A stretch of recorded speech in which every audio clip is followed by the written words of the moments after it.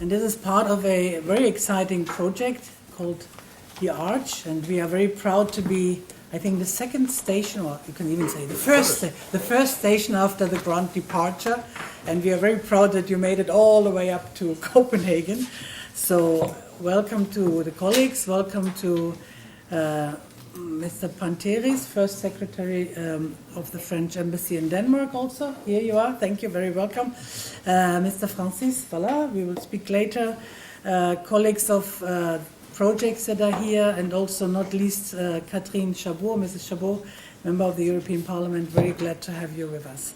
Thank you so much, colleagues and friends.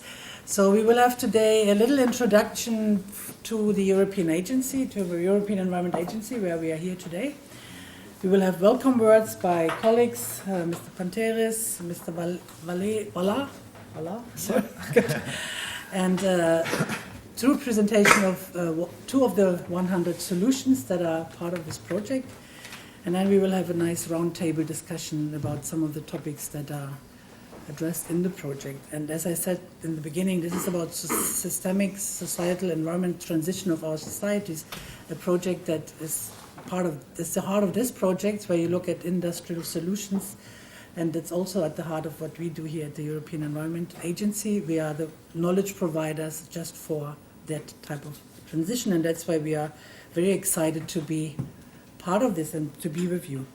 So let me briefly just introduce who we are, what we do, and then we move into our program. So the European Environment Agency is here to provide knowledge, and we always call it timely, relevant, targeted, and timely, both to the policy world, which is our main audience in the EU, but also in the EU member countries, and also the public. And the main objective is to achieve really measurable and really improvements in Europe's environment and climate. And today we are talking about sustainable development, but also the fundamental sustainability transition of the whole EU, which is a big endeavor, and we aim to provide the knowledge for that. So we are an independent EU agency, one of we call them the older ones, so we have been established in 1994, one of the decentral agencies, like the EU has more than 44 today, that are decentrally placed in all member countries, and we are the one that is here in Denmark. We are not a executive agency, we are a knowledge providing agency, so we inform, assess and provide information. We're also not a science entity, we are a science policy interface, so we bridge towards from scientific knowledge to the policy. And we are also not just alone here in Copenhagen, close to 260 colleagues at the moment. We have also a very big network in all the member countries and beyond. In our current strategy that we have just entered into a period that runs until 2030, we have set ourselves very ambitious objectives, not only to be the leading knowledge network for sustainability transitions in the EU, but its actually pillars are first that we support the existing policy acquis that exists in the EU, but that is now really big, to a big extent reinforced via the Green Deal, and you all know, and Katrin maybe knows it more than anybody, how big that legislative packages are and how also high the ambitions are there. So we are supporting the implementation of the legislation, but it's also solutions that we look at, and solutions here we link very much to what you are doing here, solutions to sustainability transitions, not just from the industry, and you're stronger on the industry part than we are, it's more also what are the solutions that come through from policy instruments, from public institutions on the ground towards then this really big challenge of sustainability transitions. We also believe that today it's not one entity in the world can do it. We need networks and partnerships, and we are one of the agencies that have a strong network in the member countries. So nobody can do this alone. So we all need to work together and strengthen this.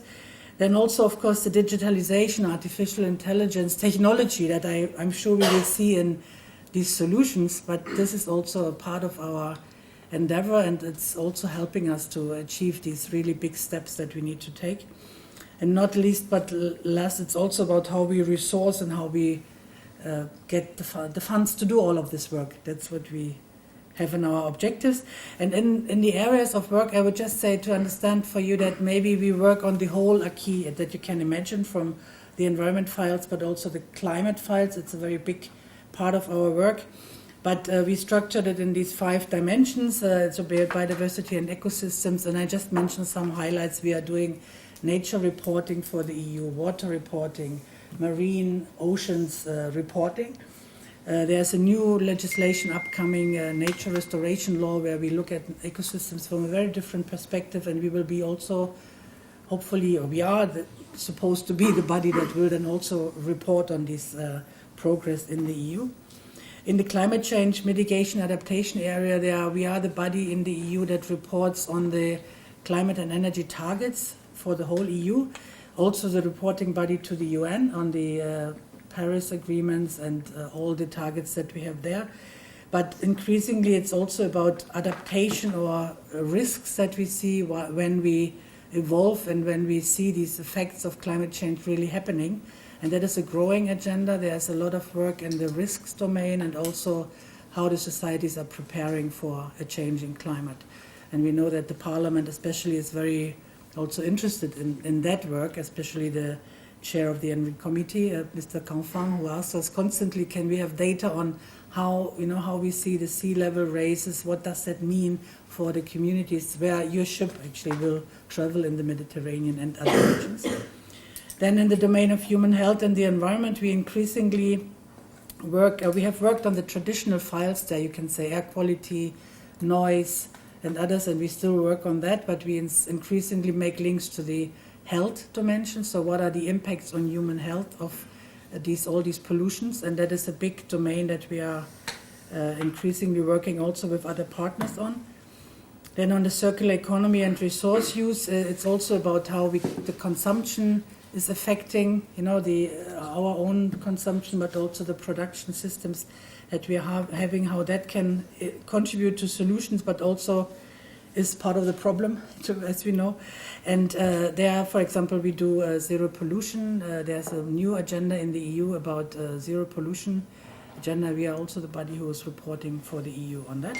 And last not least, on the whole building block on sustainability trends, prospects and responses, that is now very close to your maybe project, where we also start thinking of what are the policy tools or the societal measures, the solutions that we need to have in a society when we want to really transform our food system, our mobility system, or the energy system, which is maybe the one that is most advanced today as opposed to some others.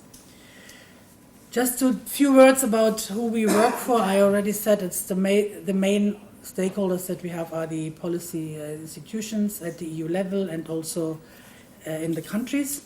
But we work a lot also with interest groups, multipliers, media, scientific organization, NGOs, business organizations, and the media. And last not least, we are also here to inform the public about the state and outlook of the environment. As I mentioned, we are a very big network organization, and it spans beyond actually the EU member countries. We are also having members that are around us in the EU, and also increasingly, I just wanted to mention Turkey, for example, but also Norway, Switzerland, and the Balkan countries are associated to us already. This is maybe a bit of specific issue for who we are compared to maybe some other EU institutions, but it is very relevant because we are looking at the state of the environment in the wider continent, also how we are affecting others and how others are affecting us. And in this we have very many experts. We can see here we are talking about more than 2,000 experts that are associated with us, mostly in national environment institutions, agencies, and they are really working in institutionalized way. So we have structural thematic groups that we regularly exchange, but also these topic centers that are institutions and often scientific or university-based or public institutions that work with us to analyze data or to make progress.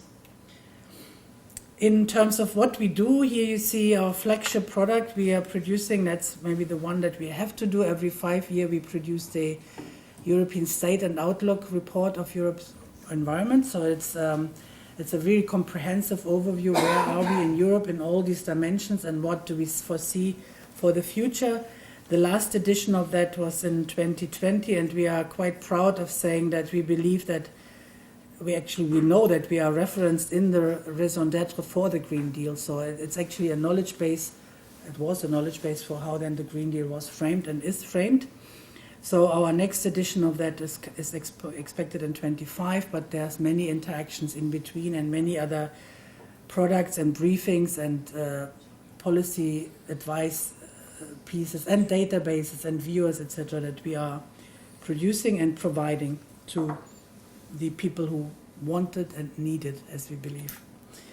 And I'm already closing this now and wishing us all a good interaction here.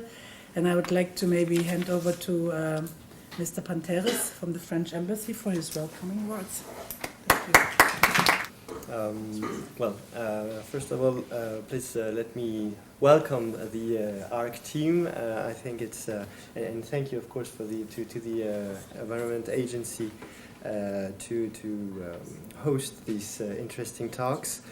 I think we, of course, are all concerned about the worrying conclusions that we get every once in a while from the IPCC and the urgency to act for the climate change and green transition. This is exactly the topic of today's roundtable. I think it's great that the ARC team is here to present the 100 solutions that they have gathered throughout Europe. Of course, as a French embassy here in Denmark, it's nice to see such a strong component from France to this project, and also to see that there are Danish solutions that are most certainly going to be presented today.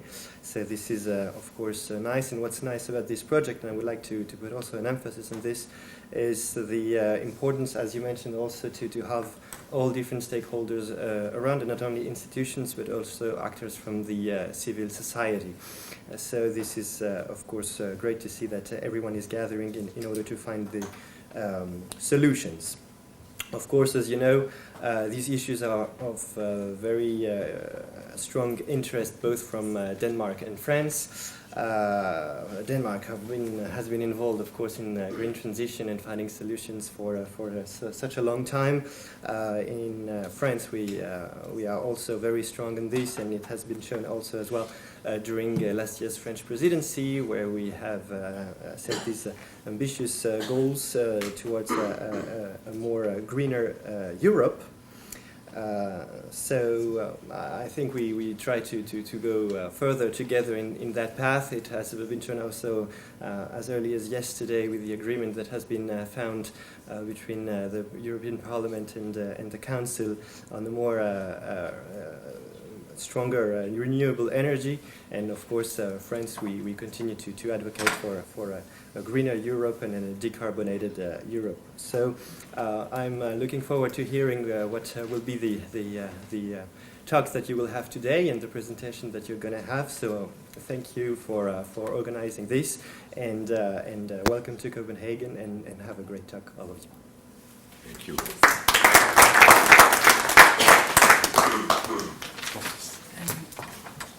Now I think Francis, please, if you would come next. Thank you. Thank you so much. Good afternoon. You know, I am yes? Just no, we are. It's fine? That's fine. Okay, great. Well, it's a bit emotional for me to be here, you know, for one personal reason. Although being from the private sector, during nearly 10 years, I was the representative of France at the EMSA board, European Maritime Shipping Agency, and I happened to be the vice chair and acting chairman during 6 years of the EMSA in Lisbon. So, you know, we work very closely. Yes, so we are very close, as a matter of fact. Well, I would like to thank you very much to be here.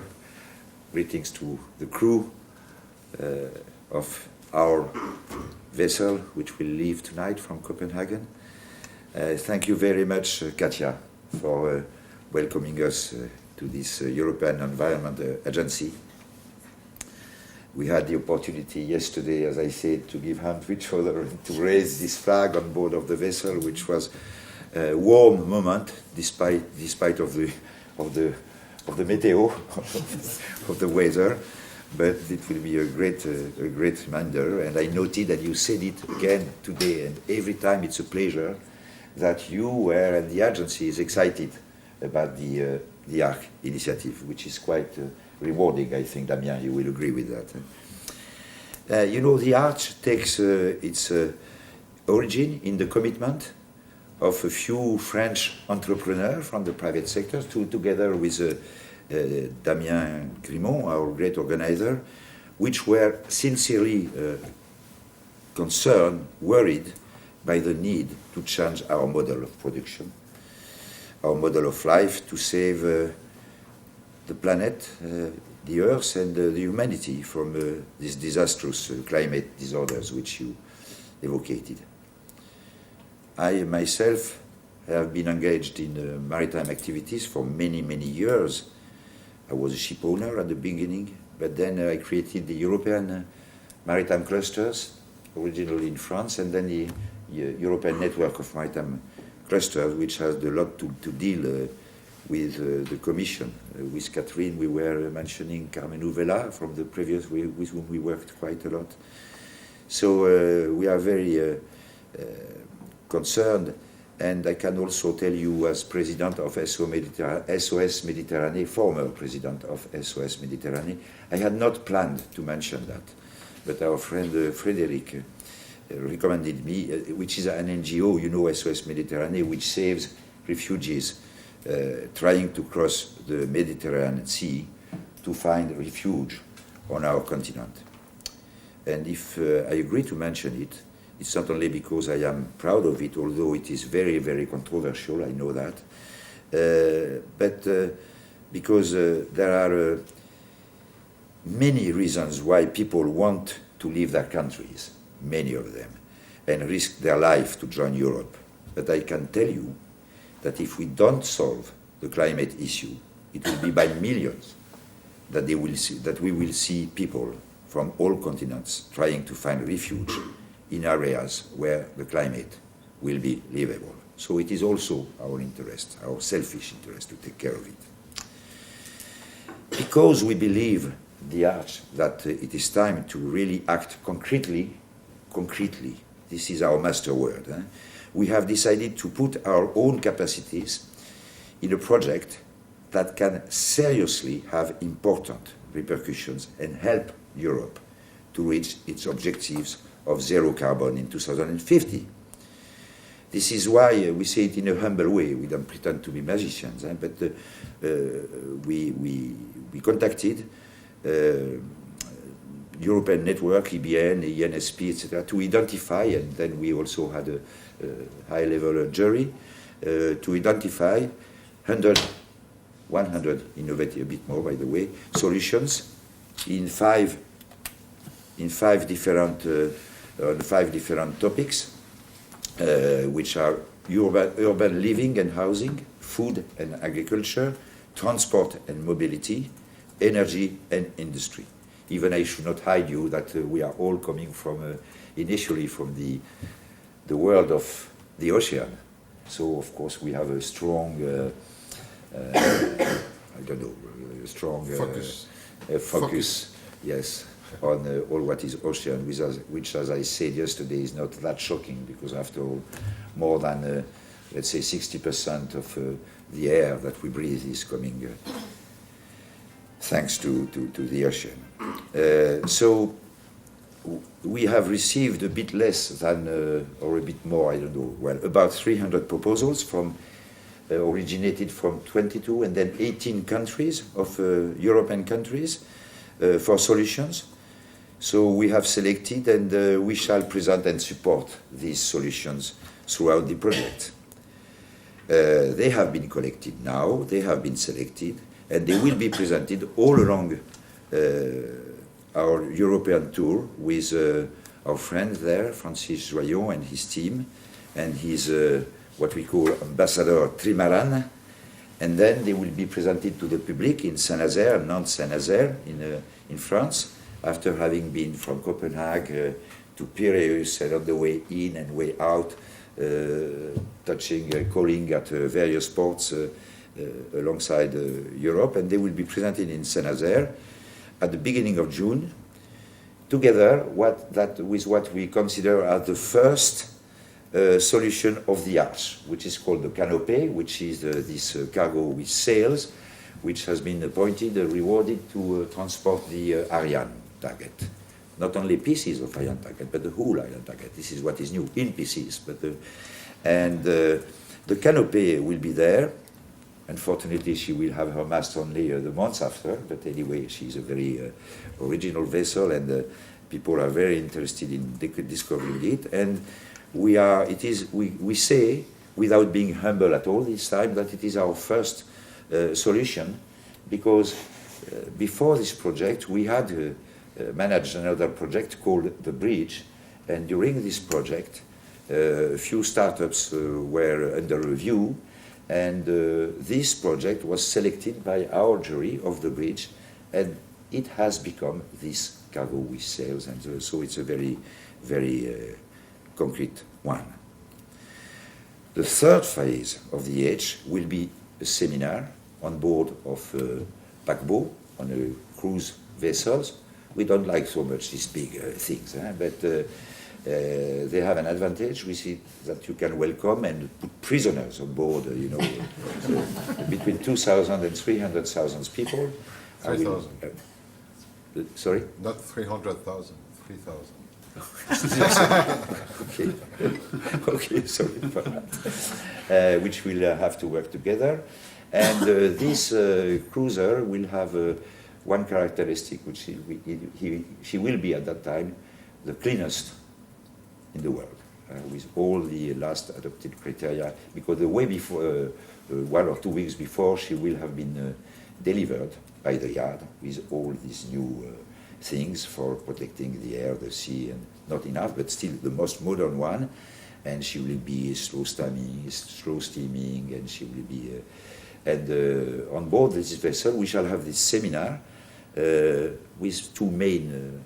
One part of the people on board will be philosophers, sociologists, experts, working on what are the blockages and how to solve, to face them, to go quicker, to accelerate the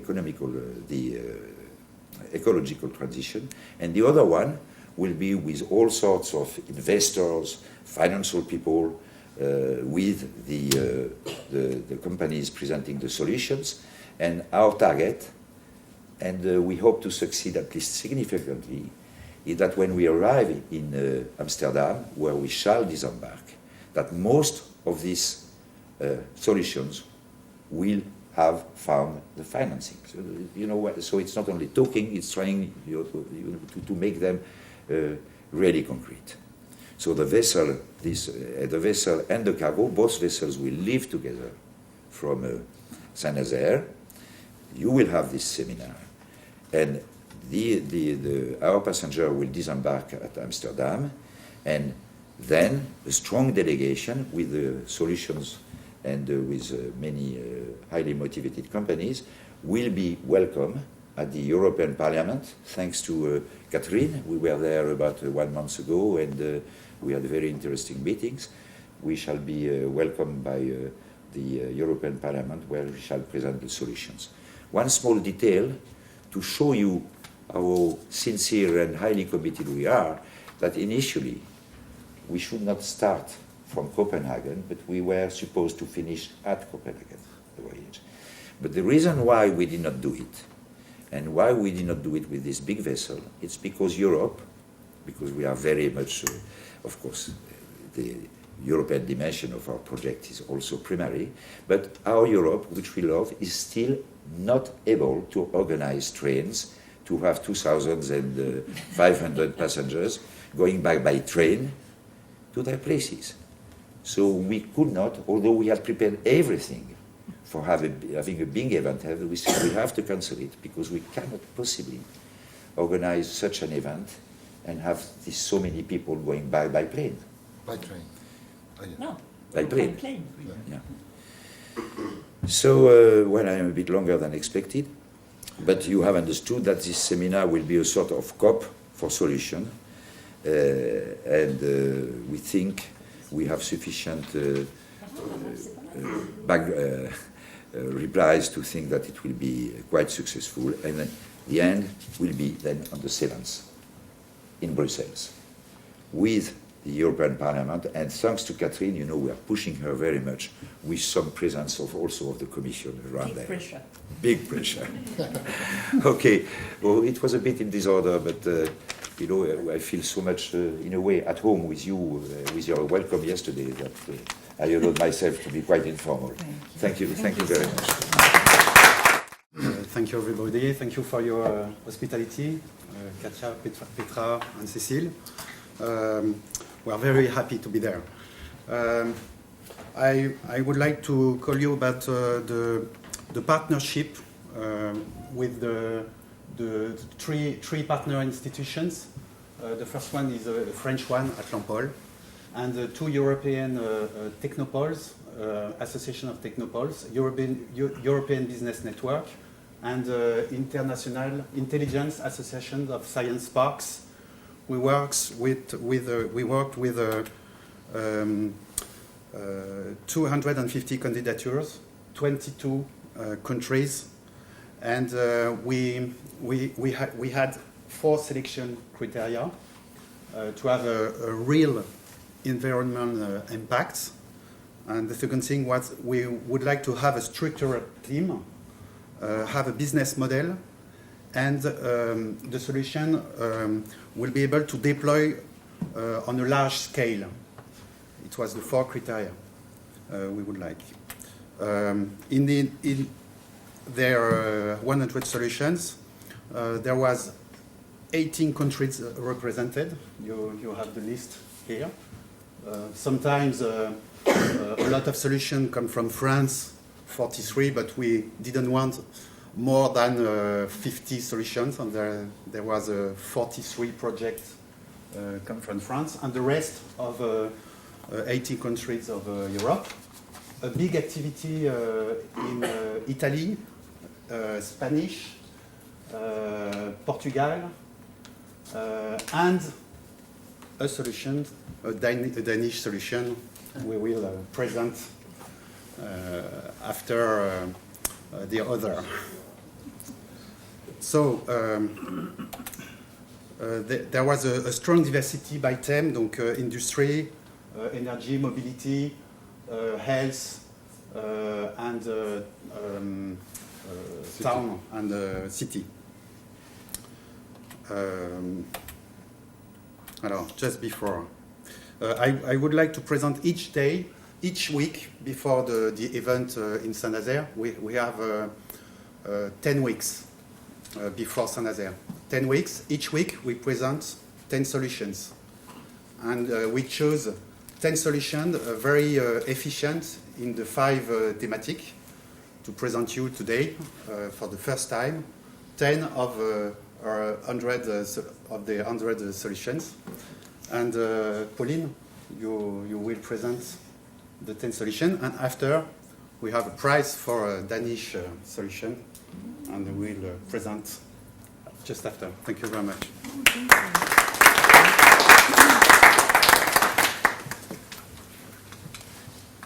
Hello. So I will present like the 9 solution, and then I'll let Mr. Spaniol present its solution. His solution, sorry. So the first one is M-Bike. So it's a modular bike. You can put it into 4 modules. So it's super easy to put it in a car, in a train, or stuff like that.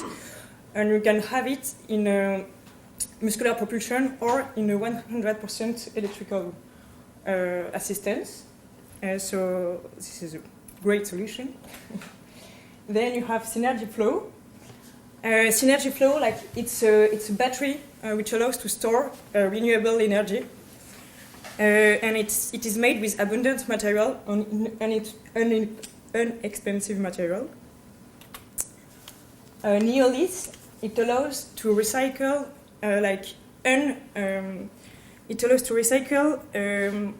waste into stones, and then these stones can be used for construction. Then we have Sabi Agri. It is light, So it's tractors which are light and then can be like propelled in an electrical way. And they have robotics that are super efficient, so it permits to have high environmental performance and productivity. We have also Sirocco.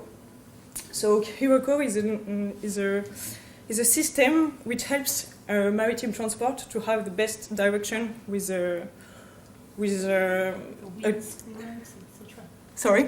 Winds? Not winds, like it. It's not. Currents? Ouais, c'est ça.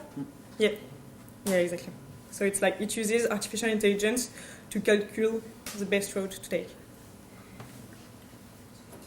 What anywhere is that since we have more and more electrical cars, we have to charge them, and this is like it is the size of a container, and it transforms ethanol into green energy. And with this, which is like the size of a container and it's super easily transportable, you can charge up 3,000 vehicles.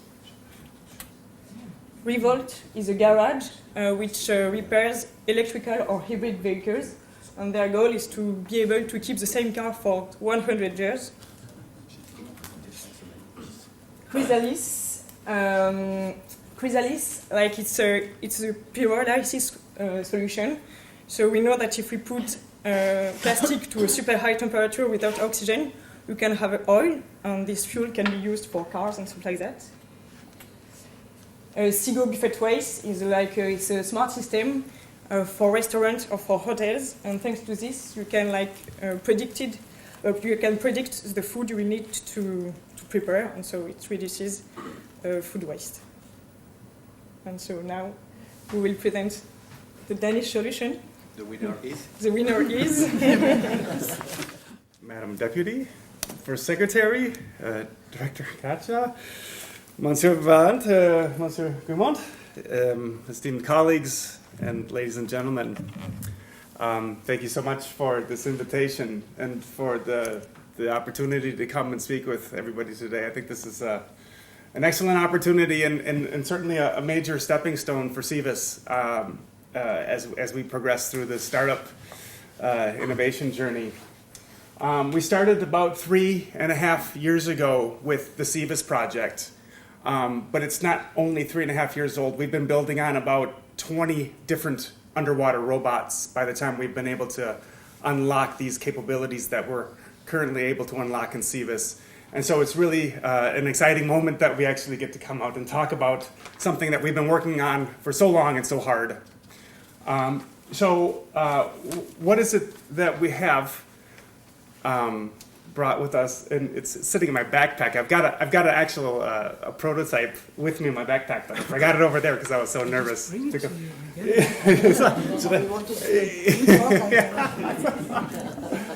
again. While it's coming, that is the first prototype. That's like the 7th prototype. We built that one to go up into the Arctic Ocean and count the kelp forests, right? So what we were trying to do is to make this census of the seaweed, right, inside of the Arctic Ocean.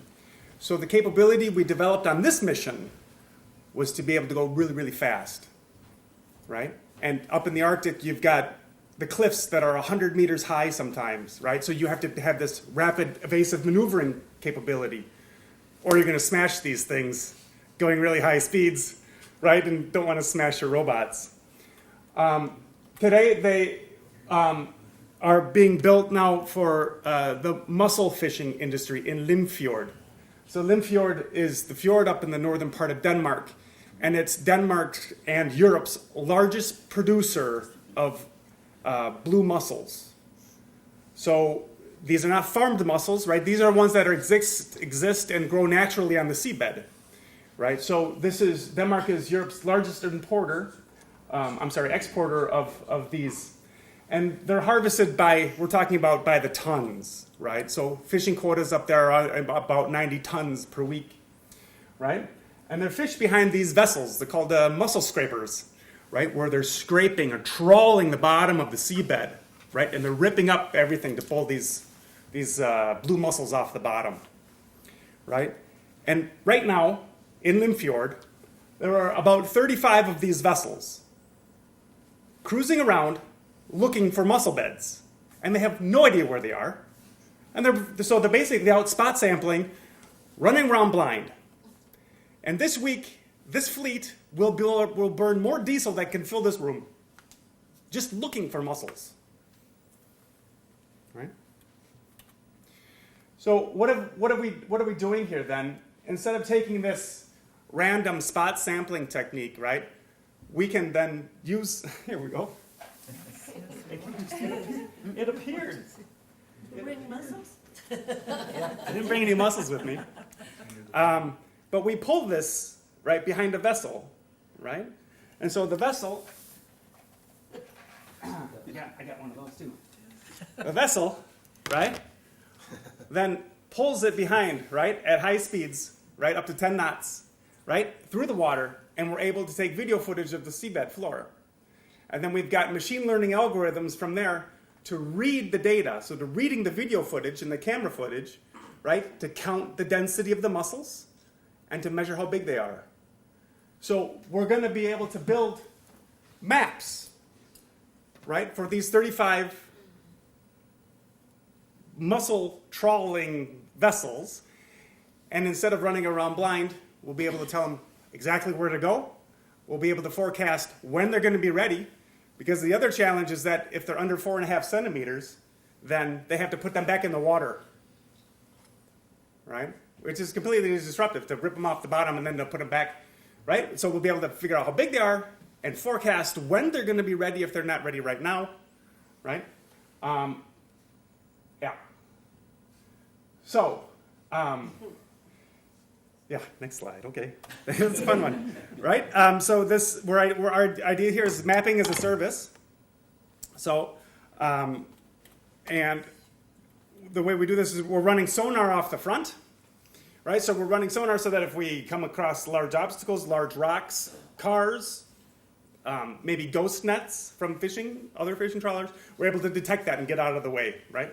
So the first thing is protect it.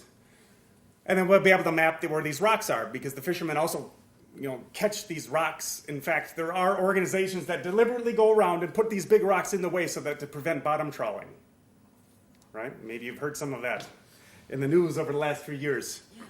And if we're going to talk about that, we would say that banning such activities, such as scraping for blue mussels, we understand that it's on the agenda at the EU. It's been talked about. But if we go ahead and do that, then what happens to the new technological solutions that we are able to bring to the table? CVIS wouldn't have a reason to exist, right? And the extra capabilities that we're going to be able to unlock with the technology is such. For example, to be able to measure and monitor the growth of seagrass, which is incredibly important for understanding where the oxygen is coming from inside of these fjords, for example. We'll be able to understand where and the status of different invasive species, right? We'll be able to find out where they are, right? And in what quantities they are down there, right? So anyway, I think that it's not my place to lobby here today, though. That's,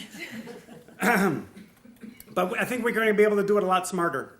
Another potential market opportunity that we've been looking at is inside of starfish. So starfish in Denmark are ground up, right? They're caught and they're ground up and they're fed to the pigs, right? So that's a big, very big industry, right? And so if we can understand where these starfish are and we get them early, right, before they go lay on the mussel beds, then we're able to then harvest also what we call a bycatch or a byproduct, such as starfish, right, and use that to production capabilities, right? And so there's certainly many other benefits, and maybe I'll point out a few. If we're able to understand where these mussels are and how many there are and how big they are, then we're also able to time the delivery of these to the industries. Right now, when the mussels are found on the seabed, all of the fishermen come to the same spots and they fish them really fast and they bring them all to the doorstep of the industry where they die because they're creating a huge bottleneck at the industry, right? But with this, we're able to then time out and spread out the delivery so that we're reducing these bottlenecks and able to employ these assets fully, right? So we can run this 24 hours a day, 7 days a week to make these industries much more productive. right? Another thing that we're looking at and thinking about and need some help with are fishing quotas. So right now in the Limfjord, there are 30 different static cameras, and they're able to see about a meter out in front of them. And we're using that to develop the fishing quotas for this, 4 billion euro industry, right? With this ability, with this comprehensive seabed mapping, right, we're able to do this with much more dynamic data. Understand also what's happening inside these, what they call the Natur 2000 umråder, right? These protected Nature 2000 areas, where the status of these areas are quite under contention because the fishermen think that they're dead zones now because we haven't been in there to scrape them.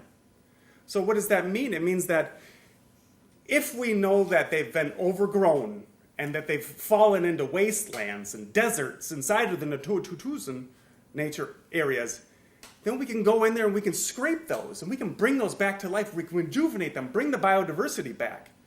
So we're not only talking about going in and pulling out the best mussels when they're ready, but we're talking about a holistic way of understanding the seabed ecosystem.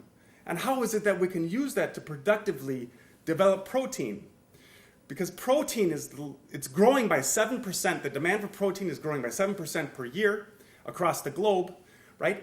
And harvesting protein from blue mussels is one of the most sustainable ways of doing it, because it's actually, from what we hear from the fishermen, that it's actually more CO2, it's less CO2 demanding than it is to grow white cabbage, just to pull these mussels up because of the high intensity of the protein inside of these. So yeah,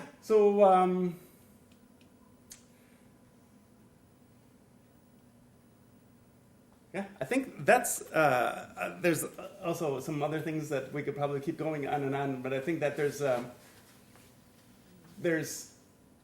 some kind of, I think, to be careful with, the whole sustainable development goals. We find at least justification behind 13 of these that we might be able to address, but of course we'll need the data to be able to demonstrate any of those claims anyway, but at least we're looking at 13 sustainable development goals and sub-goals, yeah.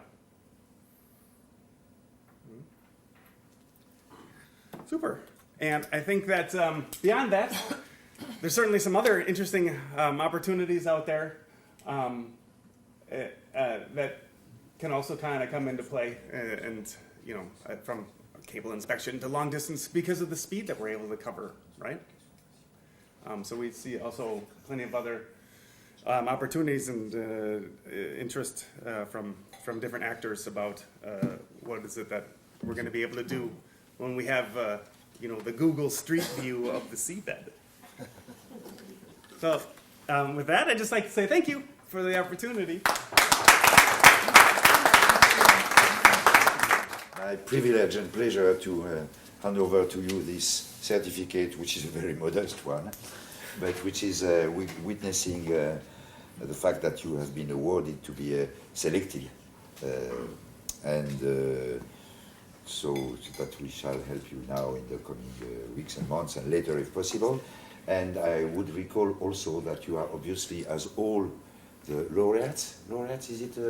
Awarded. For one step or another one to embark on the Francis Joyon vessel, which is quite an experience. So this is for you. Thank you so much. Really Thank you so much. And of course, but I think they know already, for the seminar, you have to be on board. Yes, of course, because we shall try to promote and find financing for you and so on. So you are expected on the arena. And as long as you're out collecting innovations, we'd like for you to have this. Thank you very much. Okay, I think now we move to our panel debate, and it's over to you, Frederic. So maybe you can go back here, gentlemen, and I will call Patrizio and Catherine to join me here.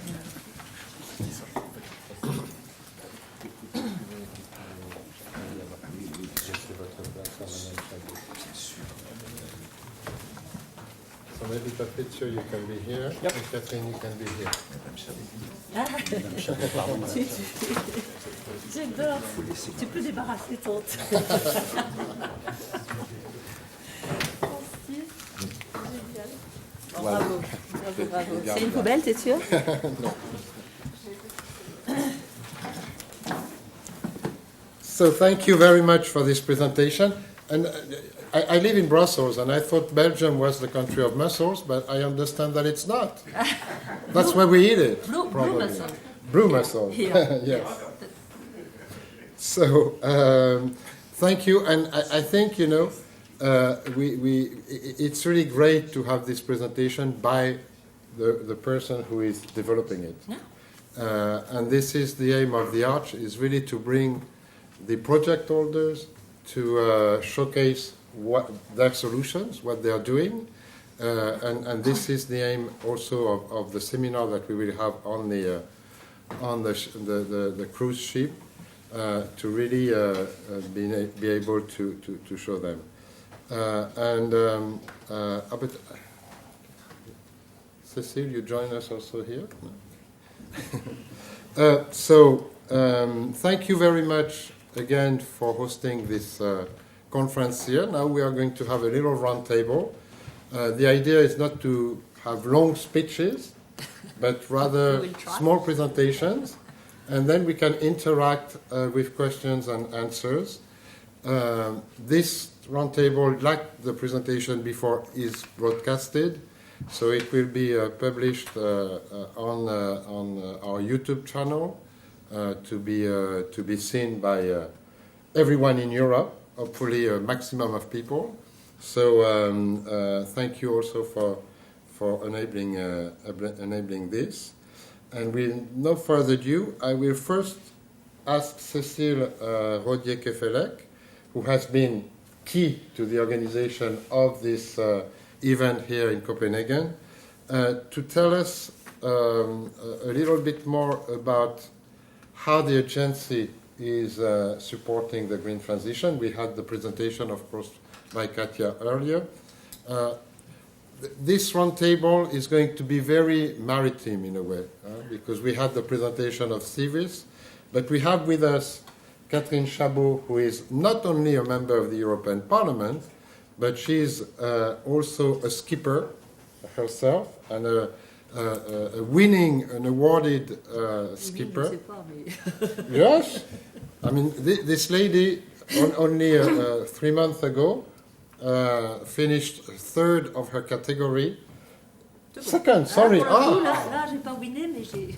Second in her category on the Route du Rhum, which is a very important race in France, from starting from Saint-Nazaire or Saint-Malo to Guadeloupe, so an Atlantic crossing, and she won many other races. So A race before won by the skipper of IDEC, yes, Francis Joyot. yes, exactly. And we have with us Patrizio Mariani, who is a professor at the Polytechnical University here in Copenhagen, and who is also a specialist of the ocean, and who has is developing several initiatives to control the situation and the state of the ocean, in particular, I believe, in Greenland and the Arctic, but he will explain that. And, of course, we have Cécile from the agency, who is the specialist of the oceans at the agency, but not only, because she covers many other topics. So I think we will have a little focus on the thematics. But with no further ado, I would like to give the floor to Cécile, and we can continue then. Good afternoon, everyone. Thanks. So, I'm quite surprised. I thought it was first Catherine speaking. Yeah. Oh. No. Sorry. It's my mistake. You see, I'm getting excited, and then I lose my. Non, mais ça m'est égal. Moi, Cécile first. Go ahead. You're right. Yeah. You prefer Catherine to start? Okay, yes, because Catherine is going to do the introductory speech of this roundtable. I will try. Yes. Merci beaucoup, Frédéric. Good afternoon to everyone, and many thanks to the agency. Where is Katja? Ah, Katja. Merci beaucoup, Katja, to receive us here. And welcome. I'm very proud to be with the Arch crew and with the crew of the IDEC boat. And thank you very much. Since I arrived in the Parliament, in the European Parliament, I wanted to come here in Copenhagen to visit to visit the team, and we already have a meeting with Cécile and Hans Brennig during the COVID pandemic, and I had to find an opportunity, and today is an opportunity for me, because you will understand I am a big supporter of the Arch initiative. I will shortly explain why, and not only because I am someone from the sea, as où est-ce qu'il est passé? Je cherche. Damien Grimont is also a skipper, and but also because I'm completely involved since about 20 years on what we call today the transition, but we didn't use that kind of language 20 years ago.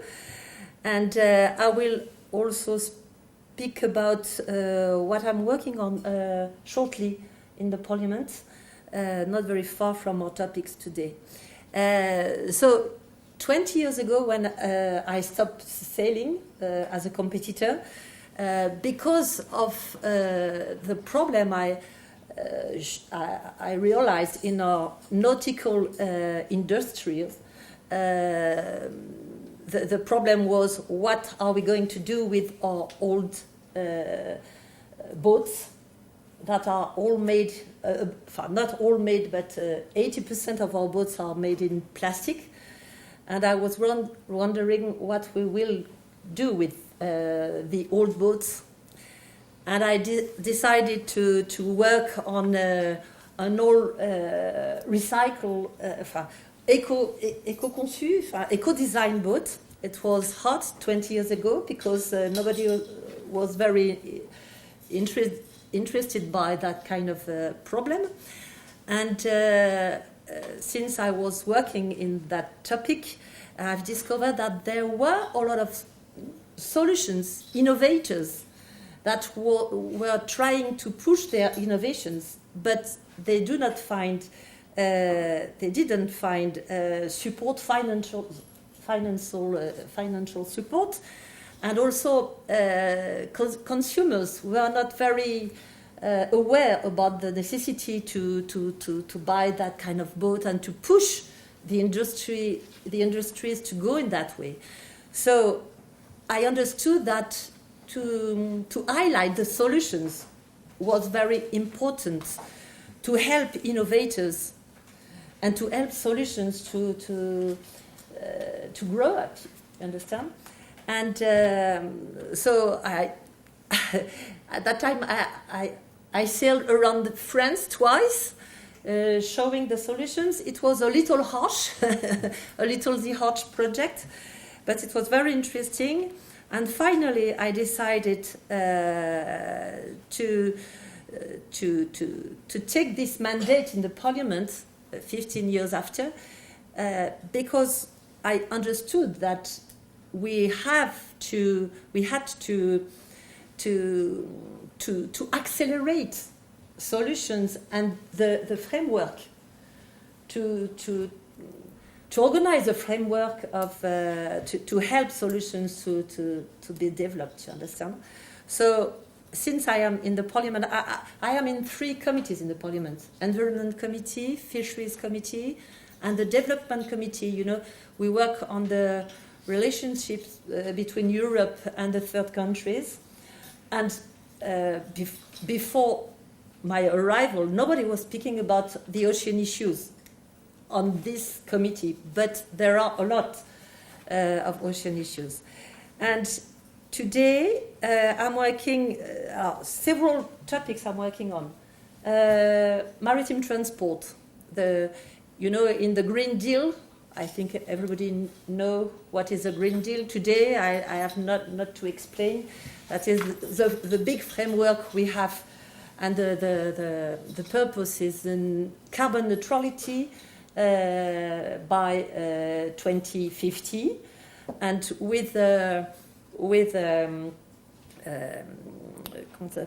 milestone in 2030 to reduce our emissions about 55%. In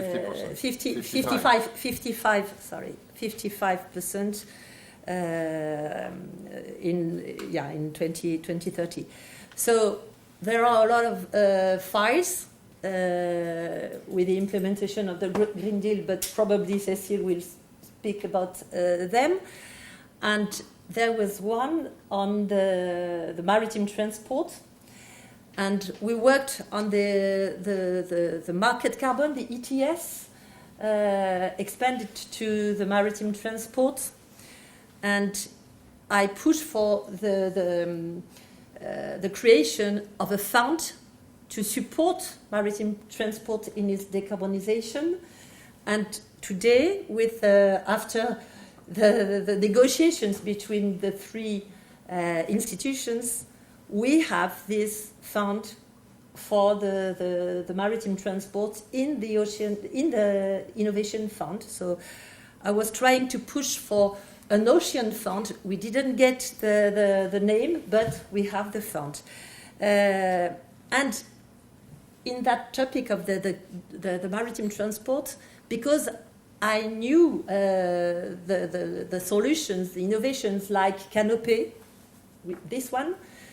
And 3 years ago, when I arrived in the Parliament, nobody was aware that we could put sails on our cargo ship to help them to be to reduce their emissions.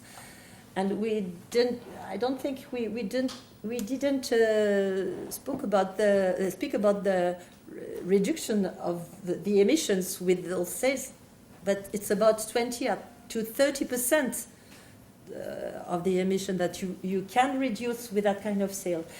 And today I'm trying to push this idea to make Europe the champion of the green ships, because all those boats will be built outside Europe if we don't push for a political, if it's not a political issue.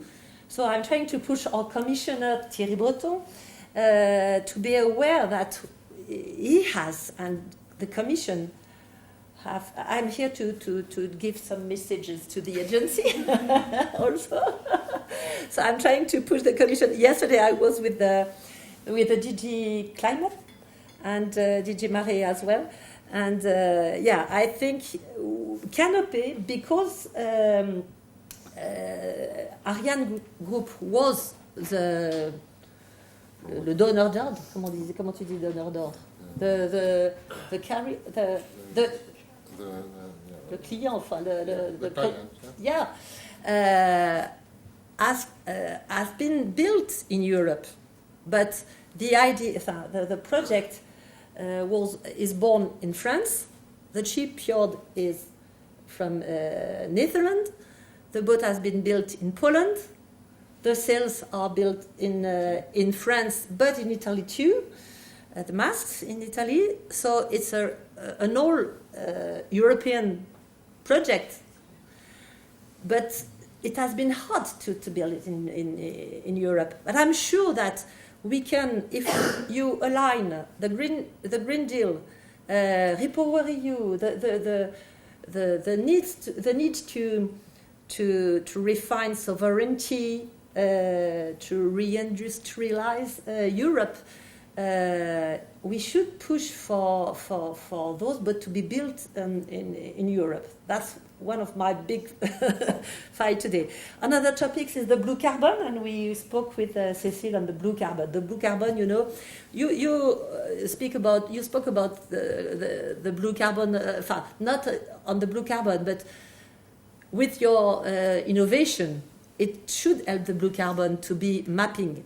The blue carbon, it's three ecosystems, coastal and marine ecosystems, mangroves, herbs, and sea marshes, and they are very productive as a carbon store, the carbon sink, yeah. But when they are degraded, they are not carbon sink, but they emitters. So we need to, and we don't know, we don't have data on blue carbon as we have on forests. And I'm trying to put this idea that we should map and find financial solutions to restore those blue ecosystems, and to help us to get our target, our goals on the climate, our climate goals. Sorry, I'm also support the Starfish mission. Have you heard about the Starfish mission? The mission on under the horizon Europe. It's one of the fifth. There are 5 missions, and there is one which is about regenerating our ocean, seas, and rivers. And it's very interesting because this mission has a circular vision on water topics, circular vision. Sorry, and I also work on plastics. I hope to be the rapporteur on in few weeks on the file on microplastic, and I will organize an event at the end of April on the plastics. And of course, I support the development of the MPAs, and where it comes to the topic you were speaking about, the bottom trawling in the MPAs, and the proposal of the Commission about the end of bottom trawling in the MPAs. So I also work on that topic. To conclude, I think it's not enough as a legislator, to push for and to build a framework. But we also need to support the innovators. And I think innovations have to meet the legislator. That's why I think the arch is very important, because we need to highlight those solutions. We need and I think, and I hope, I'm sure we will receive all the 100 solutions of the arch in the Parliament, the 7th of June, and I hope in the plenary room.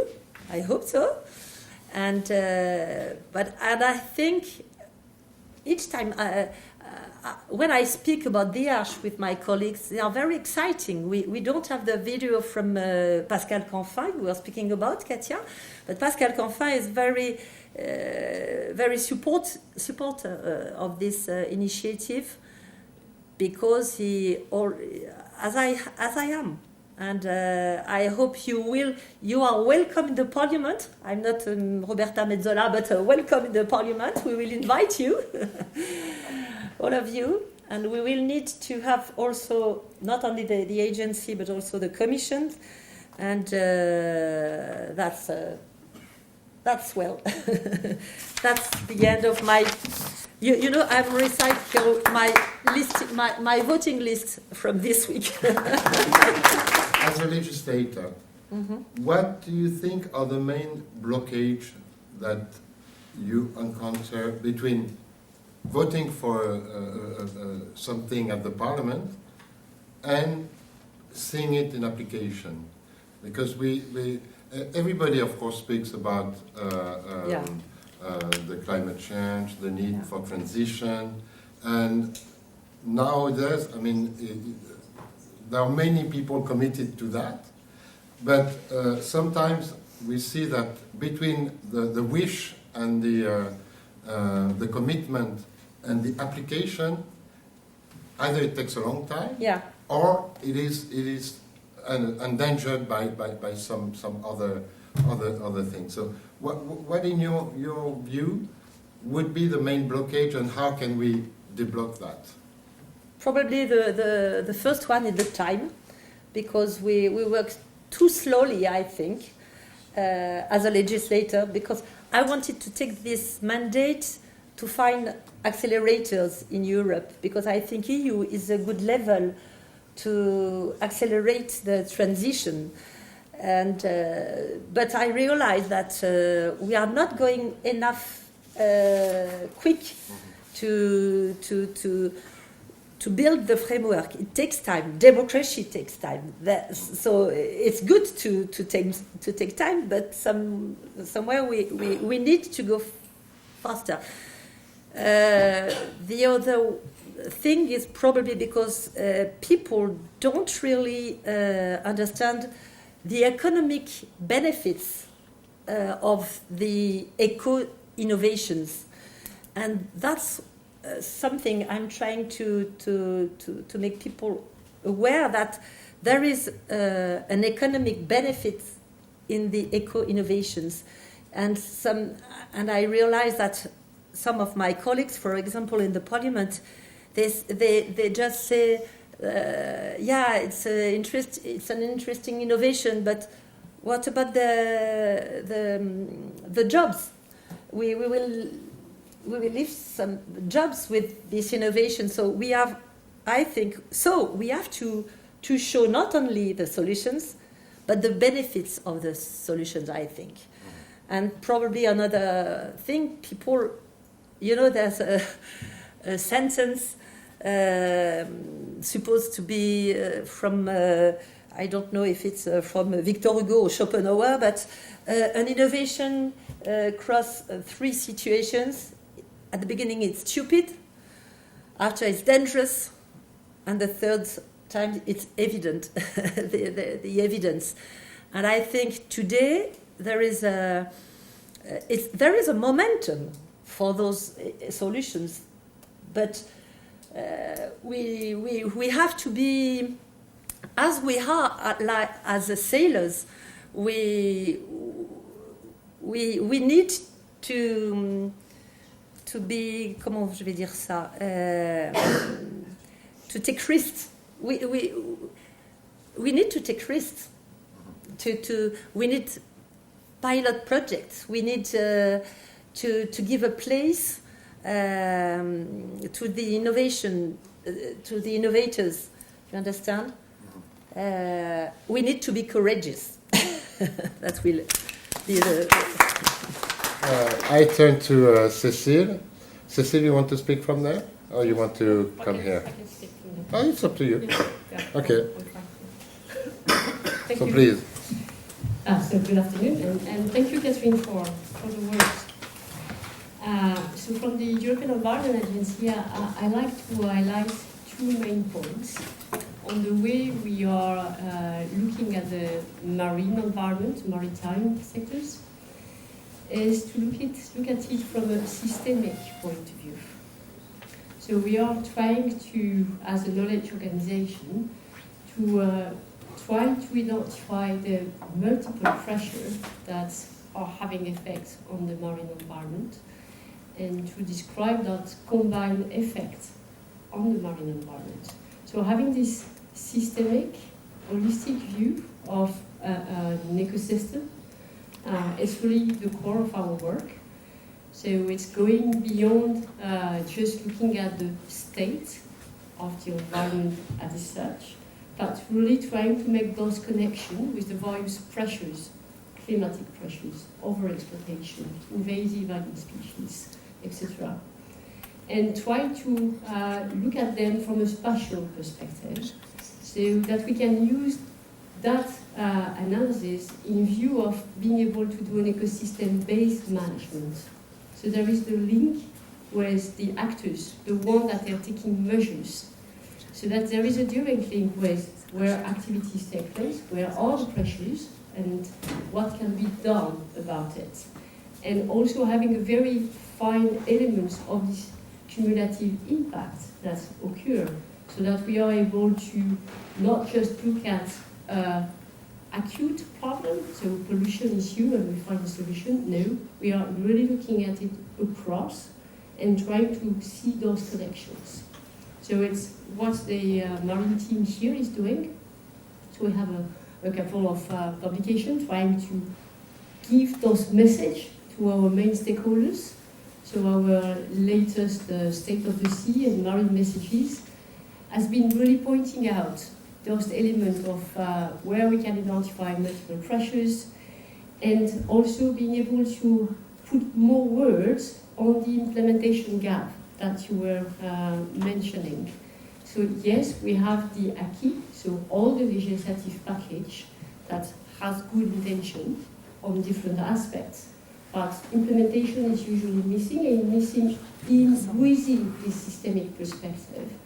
And when looking at the marine environment is where we are trying to put evidence on it and give a bit more argument for parliamentarian, for example, to push for new legislation, for example. So a first element. A second element is linked more to the maritime sector. So we have a close collaboration with the other agency on the maritime security and stuff. So, and for the first time, we have been working together on looking at this interaction between maritime transport and environment. So we have a report on that, which is quite an impressive piece of work in trying to make those connections. So we are now in the second round of second edition of it, and it's where trying to build up on that knowledge and finding a bit more elements on how we manage port authority linked to the Fit for 55, for example. So how our infrastructure will evolve linked to the new targets that are put there. Same with the fuel for vessels, for example. So they are quite important, and the last point would be linked to the mission and more the building the knowledge base. So it's how we are making use as well of the digitalization, you remember in Katja's presentation, so making use of the data and unlocking those data elements. It's an important piece of work. We are here having the Copenhagen services. And in the marine environment, we are really trying to see how we can make best use of this Earth observation element together with the Marine Observation Network. And it's where the mission is entering into play, because the biggest interest of that mission is river basin approach, so the land-sea interaction. Looking at it again from an holistic perspective, not just looking at the marine environment as an end point and the rivers as something else, but really linking both. And there you can find solutions that are not just solving an acute problem, but really looking at it from a systemic perspective.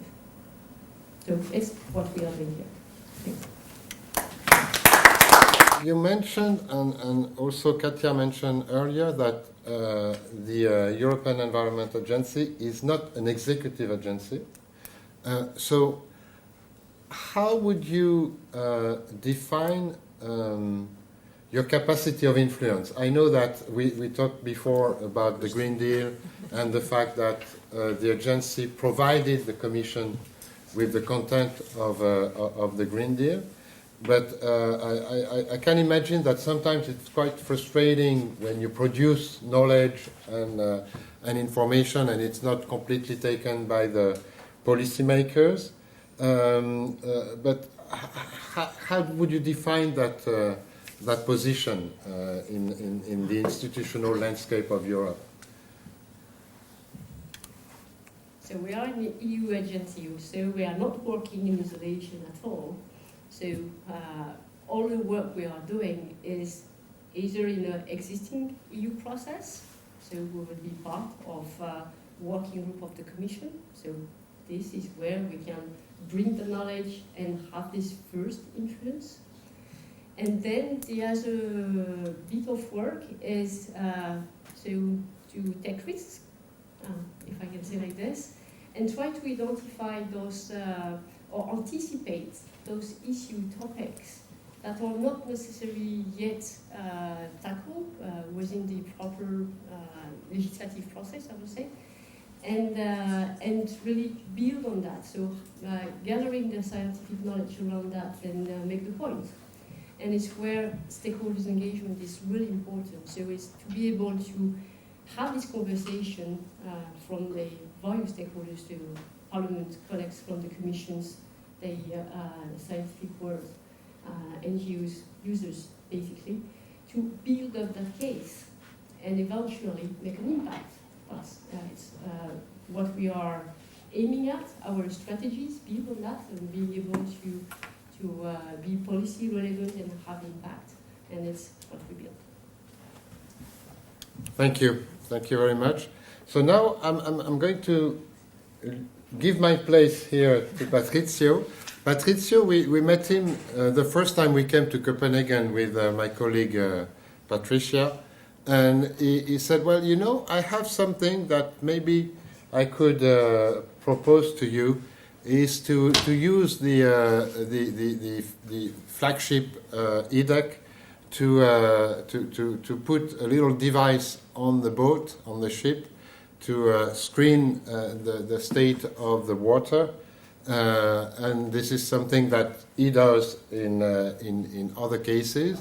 And so we said, of course, that's very good. So Patrizio is part of the Arch now, and his device is going to be part of the tour of Europe.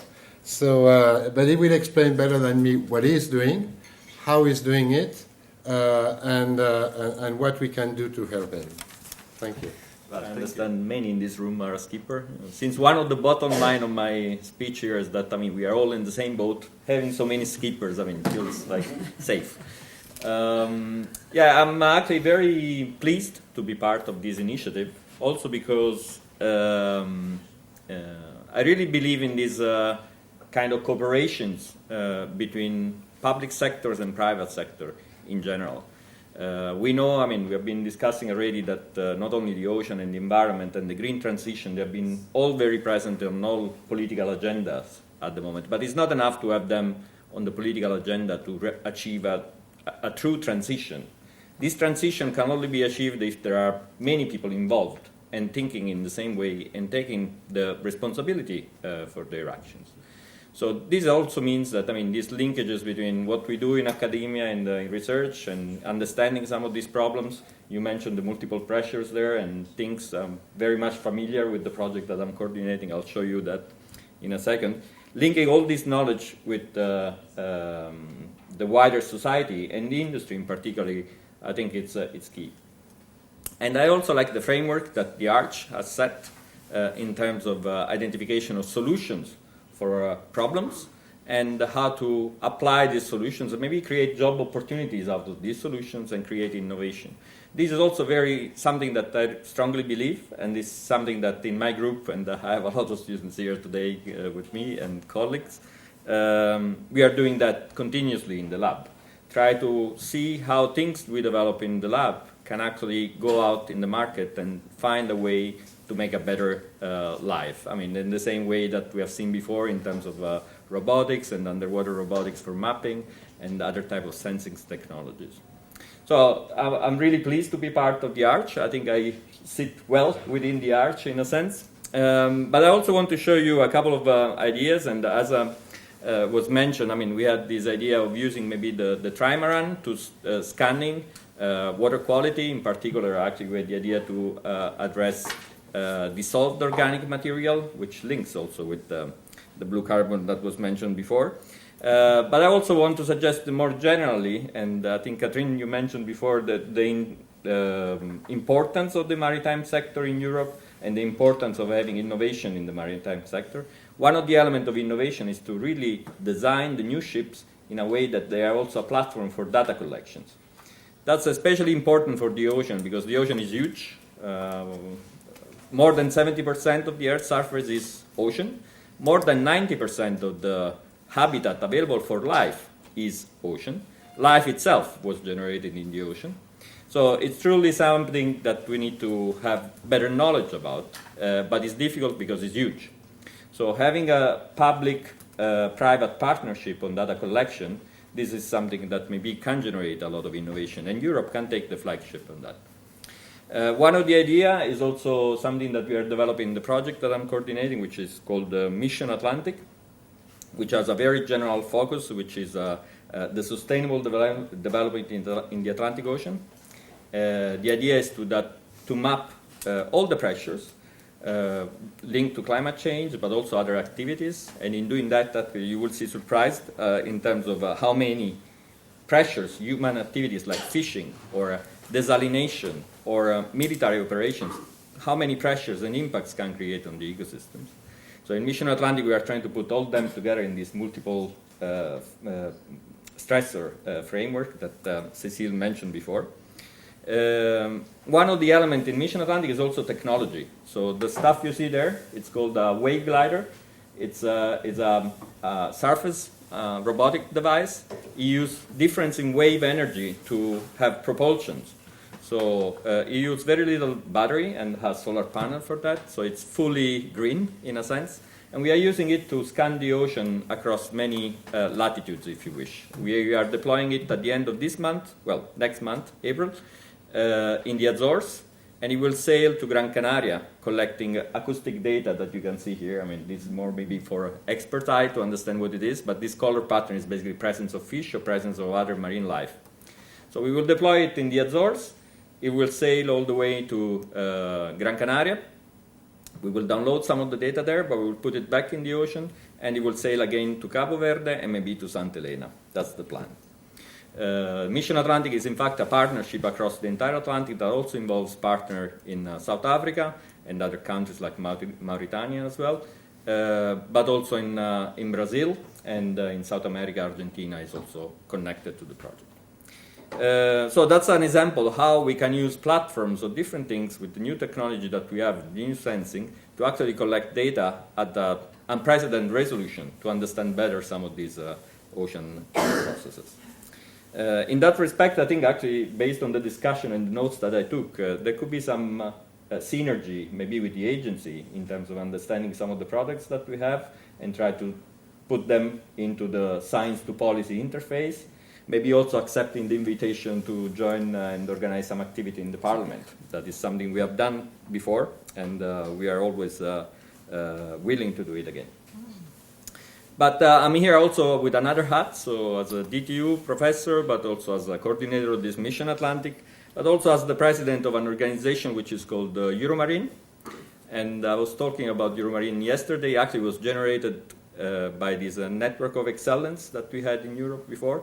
There was a very strong French leadership in that network of excellence. And indeed, Euromarine was born in 2014 under a French coordination from IRD, Research and Development in CET, and also IFREMER and CNRS. And I took over a few years back from Philippe Curie, that maybe some of you might know. And I'm the president of Euromarine, where we actually have as a core business this ocean transformation, how we call it. So try to understand how we can transfer some of the solutions, ideas, and research we do in marine science out to the public and for the public benefit. We actually have just launched 2 days ago this long-term working group, we call it, for Transocean, which is the outlook on transoceanic, transversal, and transformative international ocean programs. It's something maybe also the Arch could be involved in some form, in some way. And yeah, really open for a discussion of some of these topics further. Yeah, thanks.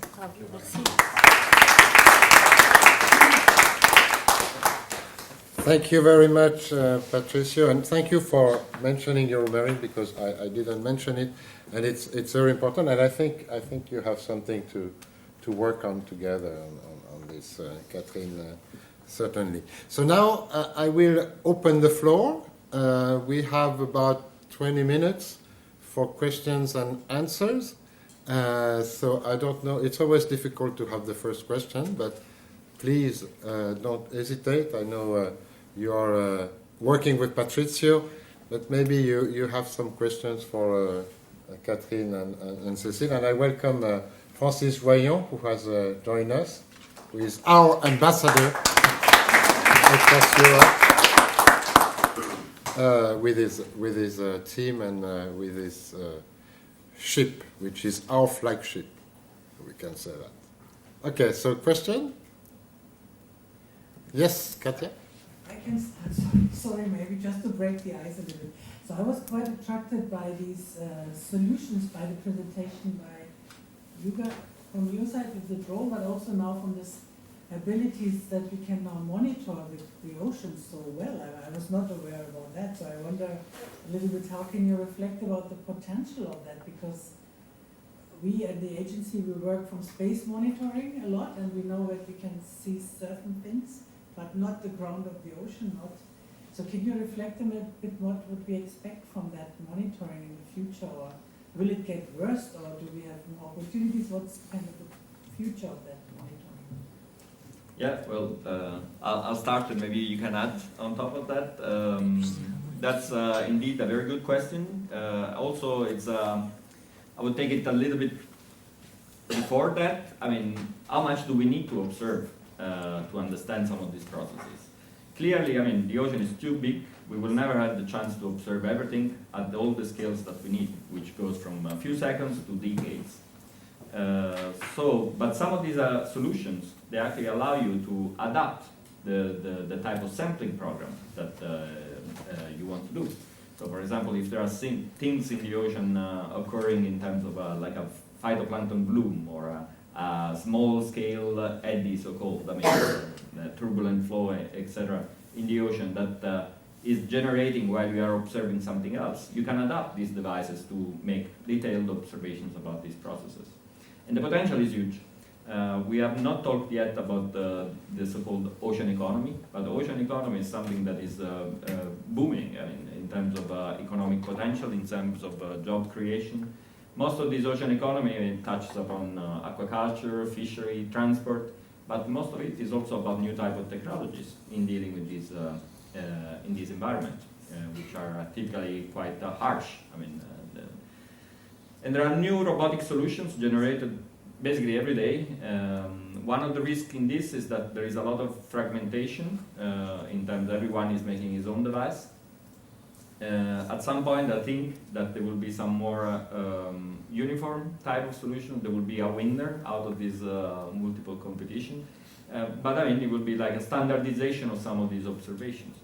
So I think this is actually coming very fast. The use of artificial neural network and some of the students actually they are using satellite information to transfer that information to the deeper part of the ocean. So there are also methods to use some of these profiles that they are not all over the place, but they are in specific points, while satellite they basically cover everything often, but they are only superficial. And you can mix these two levels of information to have a detailed information also about the internal part of the ocean. So that's something that is in development. Yeah, that's. Thank you. Matthew? Yeah. Sure. I think another place to start the conversation could be, you know, how much do we know about the ocean just in general, or the bottom of the seafloor, right? Anything that we do know has only been generated through spot sampling, right? A momentary deep dive down to the bottom, right? In very limited kind of areas. And so they we've been there, right? But I think that when we, there's also another way to think about it is the criticism that has come from, you know, this being our planet, our home, but yet how much do we spend on trying to understand the life and the worlds, and how much money is being spent on trying to understand what's up on Mars? If we can't take care of our oceans, it's not going to matter.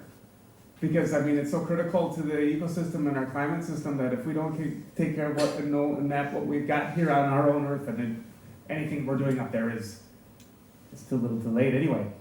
So I think that I think we're unlocking these technologies now, and I think that that we've got new capabilities and new sensors and systems that are setting up. It'll be the Wild West for data in the ocean over the next 10 years, and that's great that the European Union has chosen this to be the ocean decade. right? Because I think that information is coming and it will come online fast, right? And it's up to us to make the most of it, to learn from it, and mine it, and find out what can we do about it. So, Thank you, Matthew. Catherine. Yeah, if I can add two things. First of all, I think today, because there is a big gap, as Patrizio said, we really need to know more, to collect data, and there's an idea to put sensors everywhere, in all the boats, even in the maritime transport, in the cargo ships, in when you put a wind farm, an offshore wind farm somewhere, you can also collect data, and everybody could can participate to the to collect data, and all skippers from the different classes of boats are already worked on to cooperate, and since a long time. But for instance, as we are speaking today, there is a race around the world, the ocean race, and some of the boats have sensors on the boat. For example, Boris Herman collects a lot of data. He used to work with Mercator Ocean, etc., etc. There is a big program with the IOC, the International the Ocean Organization from UNESCO, the Argo program to collect data, and so I think we need to cooperate and to take all opportunities to collect data. And to conclude, I think this data needs to be open source. That's why one of the ideas I'm trying to promote with the Institut Français de la Mer and the CNRS in France is to recognize the ocean as a global common good of humanity. In French, it's a bien commun de l'humanité. And one of the idea with this notion is to push the open data. We have just one ocean, and we need to cooperate to better know it, to better protect it, and to develop activities in a sustainable way. Thank you, Catherine. Maybe I can. Francis wants to say a word, and maybe I have a question also for you, Francis. Do we have any idea how many ships there are in the world? Yes. On the ocean? Yes. All included, I do not know, but real, ships of a minimum dimension. I don't remember whether it is 500 JRT or however. But let's say altogether, as far as merchant ships are concerned, and also including warships of a certain dimension, it is between 50 and 60,000 ships. But of course, if you were supposed to count all the ships in the world, it probably 200,000 or I don't know. But let's say real I asked the ChatGPT a few days ago. It's about 40 million, including all the fishing vessels and all the other. So you see. So if all those ships had a sensor, then we would have a lot of data. Well, you have more and more, and you will be amazed to see, even within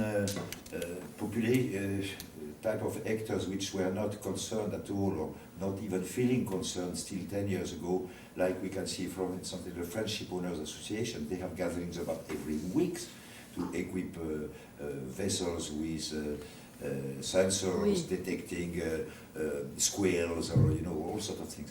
But but altogether, normal real ships you can count 55,000 about.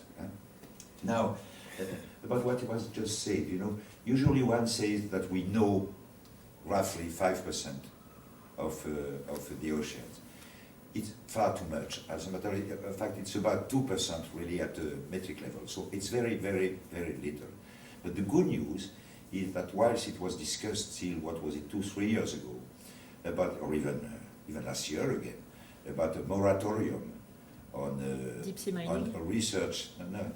It was on the occasion of the deep sea mining, but even there was a real push from a few actors of extreme NGOs to stop, not even to have knowledge, stronger knowledge, and to have any research in the oceans, because the exploration itself would put the ocean under danger, which in my view and the view of many people was pure bullshit.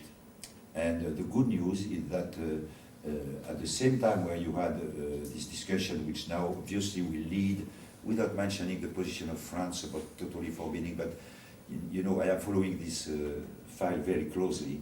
We shall go to what I call a conditional moratorium for deep sea exploitation.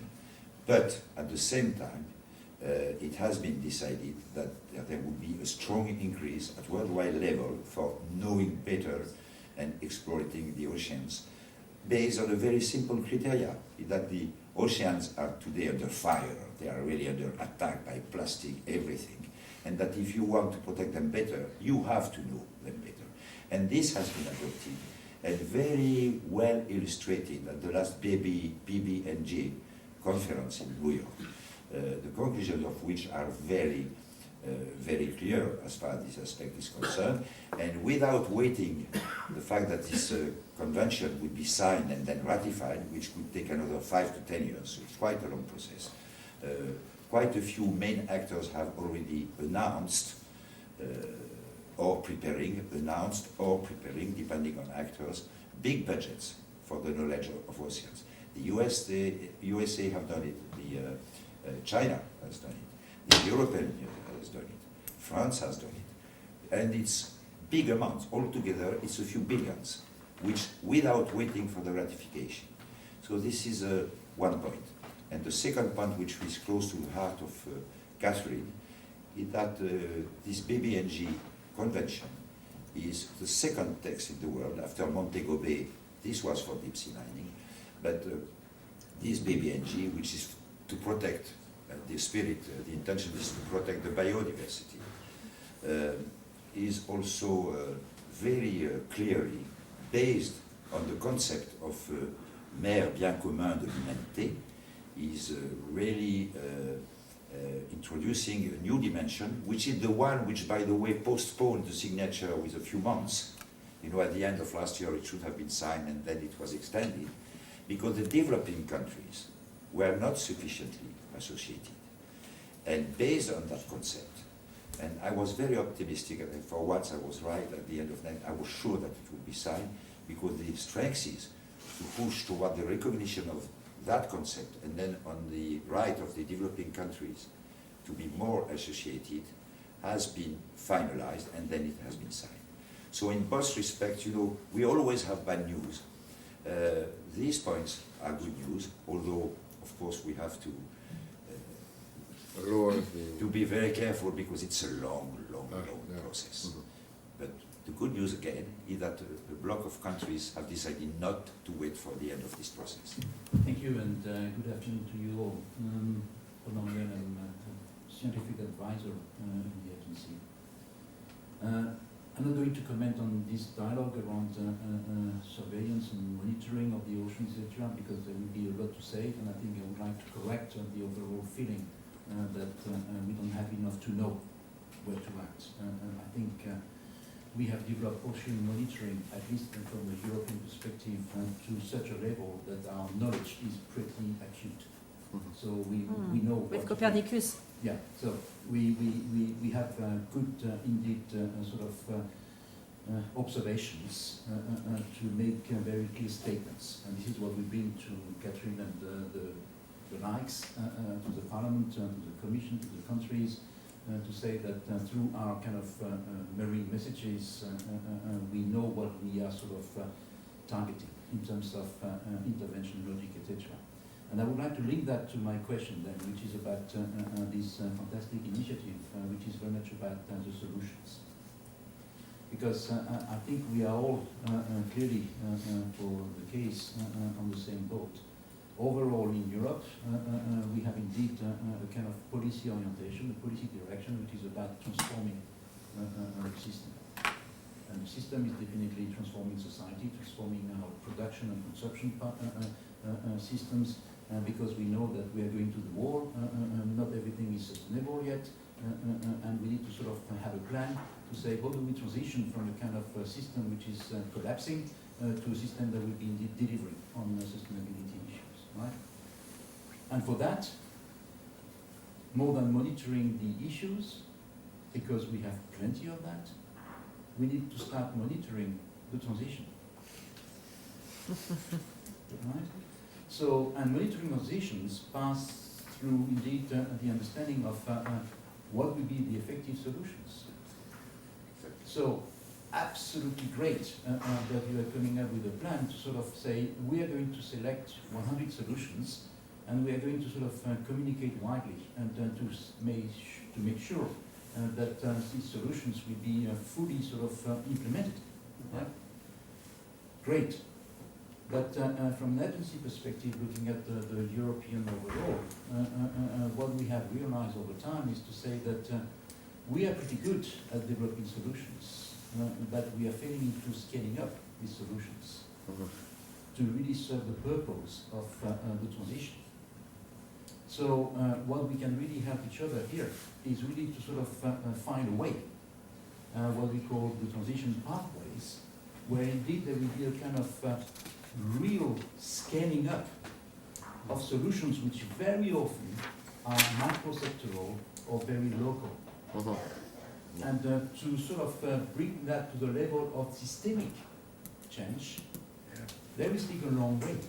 And this is where we are all learning the way.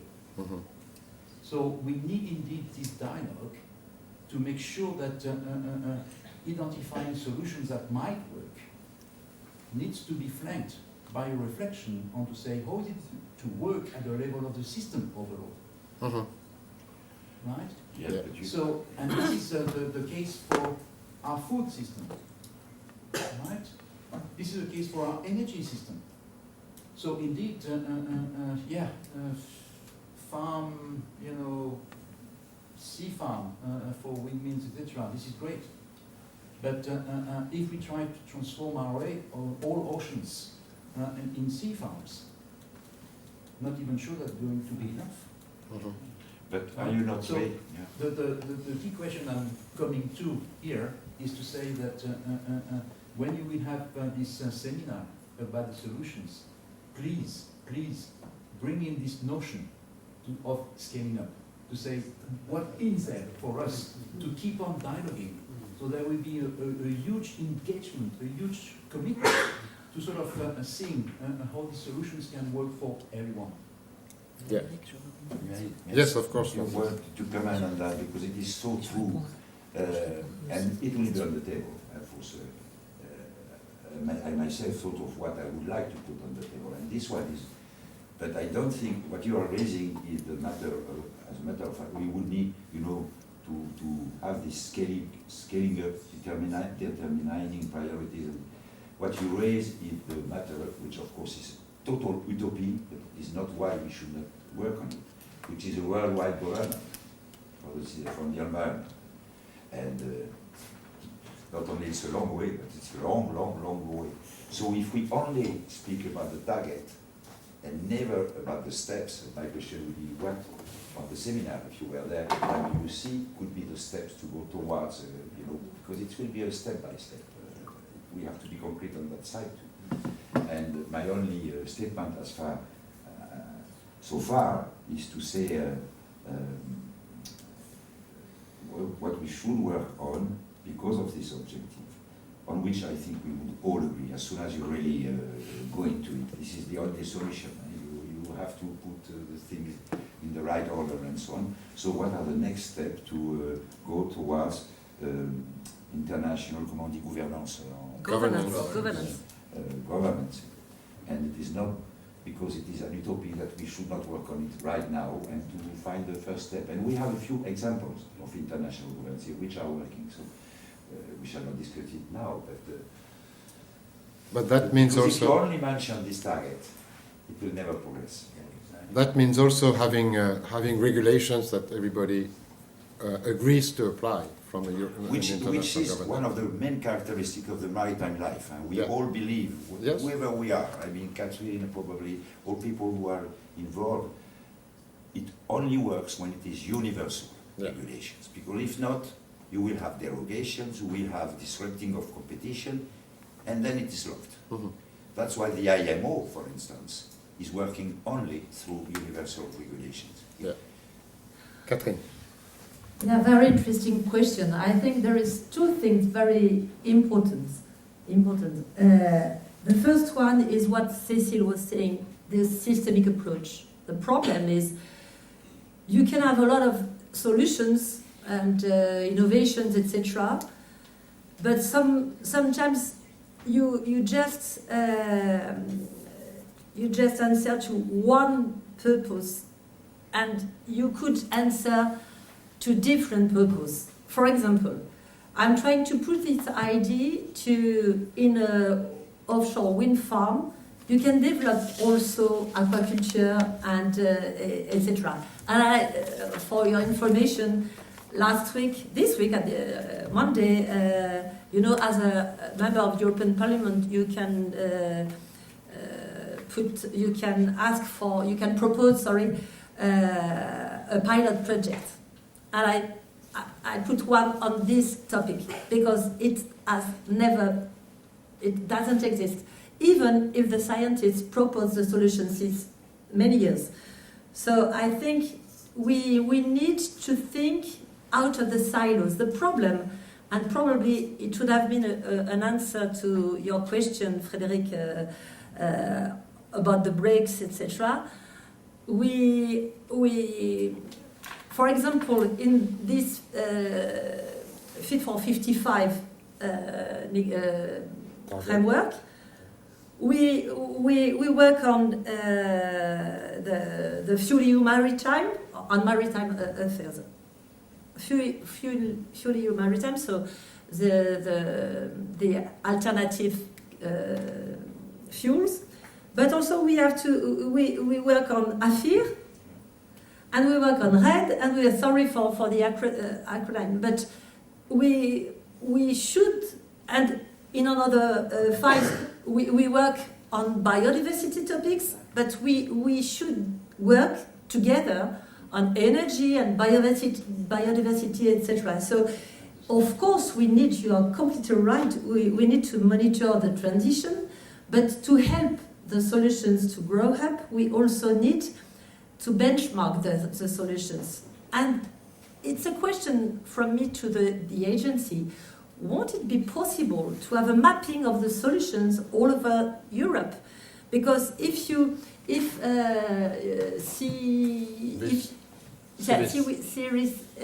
develop the solutions, but I know that your solution can answer probably to the question of somebody else in Europe.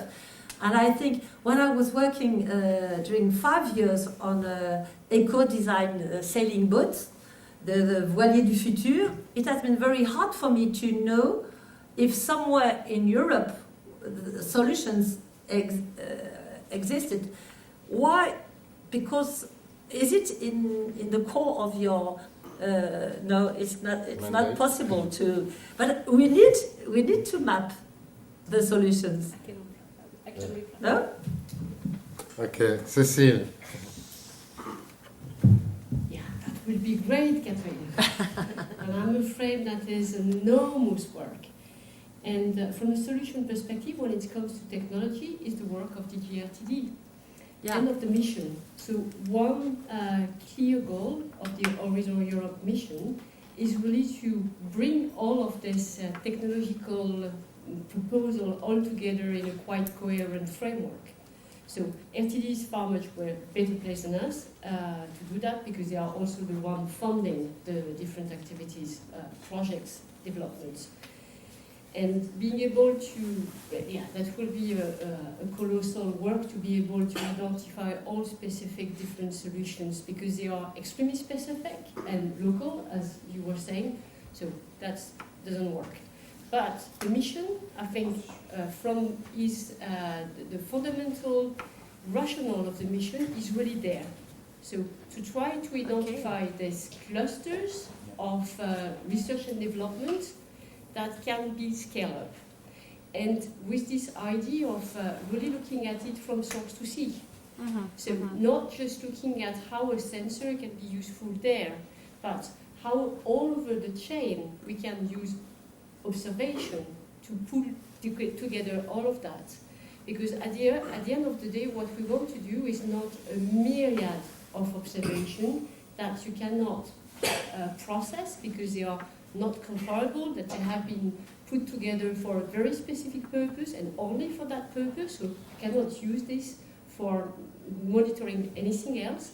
So there is a huge requirement on having a bit more streamlining of at least a way to harmonize the way we observe, and then we can observe for different purpose, that's fine, but at least we have a common framework that can be used, and then the solution, you can plug them in. If you don't have this relation, we can map out whatever solution, that will be useless. If I may, you are speaking about this from the agency perspective, from a view, from your view. When you are when you are a young a startup with a project, it's very hard to find. You know, I am a big supporter of the ocean mission, the starfish mission, but it's very hard to promote it in France. Ifremer has the lead, but when I don't know if all the solutions for the startups, the projects, I'm sure they don't know. And yesterday I was speaking with DJ Clément, the new Monsieur Vandenberg, and he was talking about, I've never heard about that, the European Council for Innovation. Yeah. Did you know? But I didn't know that. So you can find support through the missions, through different funds, European funds. I didn't know this concern that had about 11 billion euros. Never. So it's very hard when you have a good idea that you can develop, and it's very interesting. That's why the DRH is very interesting, because it gives the opportunity to the stakeholders with their solutions to meet the legislator. I think we need somewhere to meet, to discuss together, because you can't imagine how hard it is when you are trying to put a solution, even a revolutionary one. Well, revolutionary. Yes. Okay. We are now at the end of our round table, so I can take maybe one more or two more questions really fast. Francis? Yeah, I am a bit talkative, but I think I will have the support from Catherine. I want to revert to what you said about scaling up. I would just like to mention one very clever project in that respect, which will be pushed soon by France, which you know very well, which has been pushed by Institut Français de la Mer, which is called IPOS, which stands for International Platform on Ocean Sustainability, which is pushed by very famous scientists. One of them is Françoise Gale, who is French, but she's internationally renowned. And more or less to summarize in one sentence, because I have to be very brief, but I think it would be very interesting. Please look at it, follow this IPOS thing, which will be discussed before the next convention in 2025 in Paris with Costa Rica. You know, the United Nations one is a panel of a mixture of scientists and responsible, let's say, whether economic or political, which could be compared with the IPCC total system, but which will be only for the oceans, and they would recommend scenarios, priorities to the governing people in the world. So this is exactly in line with what I would say. It is called IPOS, IPOS. It will be more famous in the next months to come, and I would highly recommend everybody to push this sort of solution, which is exactly fitting with it. If I may, thank you. I wanted to speak about the IPOS project, and there will be 2 days of event, one for the scientists in Brussels, the 18th and the 19th of April. You will go, Cécile? Yeah, I'm invited. Okay, and the IPOS is supported by the 3 institutions. Okay, thank you, Catherine. Do you have one question here? I have one. Okay. Yeah, it's just really reassuring as an early career researcher to see that there is, an active stimulus towards innovation and promoting that in the European Union. I'm wondering if this is a one-off thing, like with the Arch. Is there going to be another round of 100 solutions, or what is the plan for the future? Yeah, that's a very good question, and in fact, answering also the previous question, I would say what is important in this kind of project, because I've been working in the European bubble for many years, and we have seen the concept of best practices, pilot projects, and things like that. And what always amazes me is that it's a one shot most of the time, and there is no continuation. And in the Arch, and I talked about it with Francis several times already,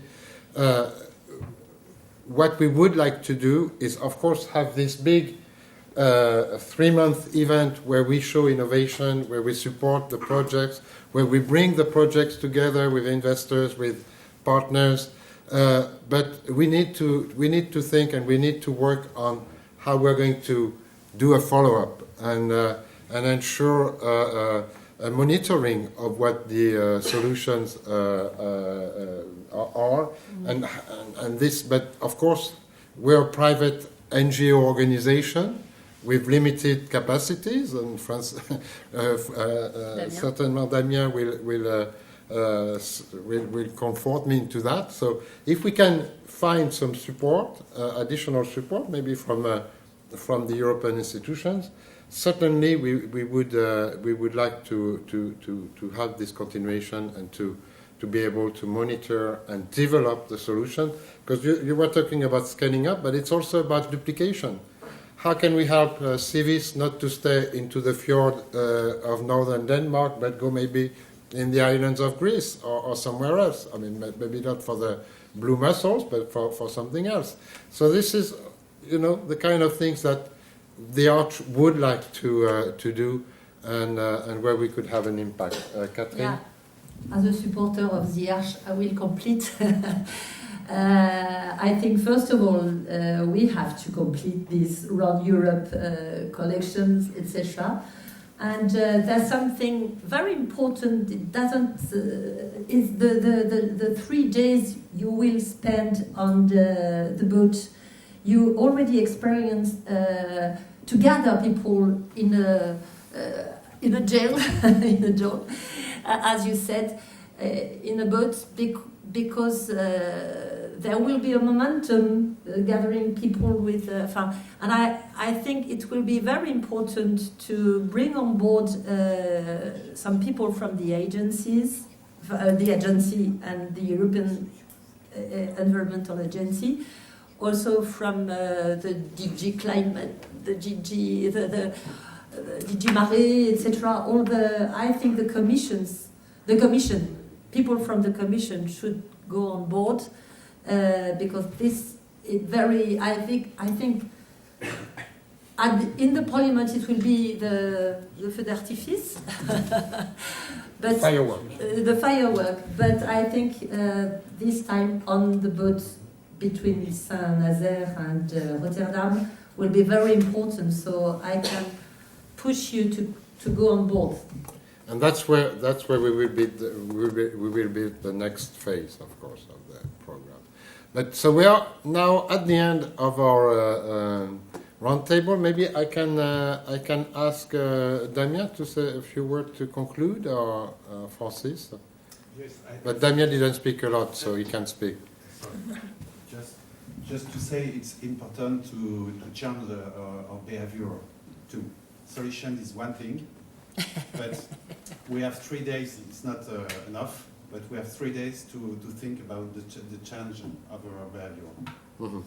Yeah, and on the boat you will not only have engineers, etc., but also artists and associations, cyclists, Philosophers, social activists. Yeah, it's a good point. Yeah. It's very important to have a composite reflection. Mm-hmm.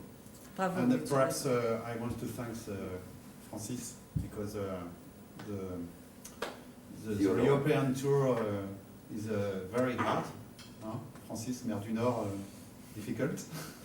How was it? But perhaps Francis wants to say something Yes. Oui. to conclude this European tour and the first step in Copenhagen. Je traduirai si tu veux. The first stop to Copenhagen is not the more easy for sailors, because we are coming north in the cold and the strong wind. But we are very pleased to be with you here and to be the start of this big adventure. Thank you, Francis. Thank you, and thank you to all of you, to Patrizio, to Cécile, to Catherine, of course, to Francis, and to all of you. And I hope that we will meet again soon to see how we develop all those projects and how we change the behavior, our individual behavior and our collective behavior, to save the planet. Bravo, Thank you. Frédéric.